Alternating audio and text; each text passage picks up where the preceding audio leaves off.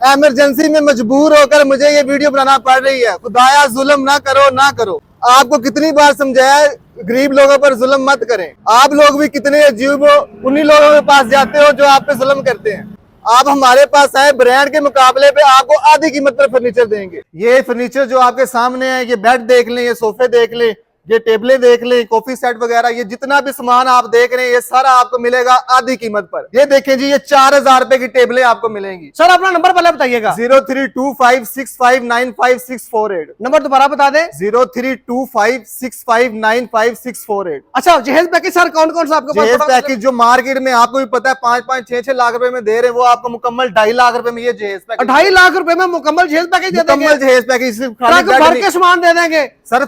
Truck भरा सामान देंगे सिर्फ 2.5 लाख रुपए। इसके अलावा सर इससे सस्ता जहेज पैकेज कोई? सर इससे सस्ता ये देखें, ये 2-2.5 लाख वाला सेट आपको देंगे 1,80,000। 1,80,000 में मुकम्मल जहेज पैकेज। जबरदस्त हो गया। इससे सस्ता भी कोई है? इससे सस्ता भी सर मिल जाएगा। ये सर आपको ये जो मुकम्मल आपको जहेज पैकेज ट्रक भरा सामान जो है, ये आपको मिलेगा 1.5 लाख रुपए। ये 1.5 लाख रुपए, 1,60,000 में मुकम्मल जहेज पैकेज। अगर कोई खाली बेड लेना चाहे तो कितना? खाली बेड सिर्फ 25,000 रुपए में।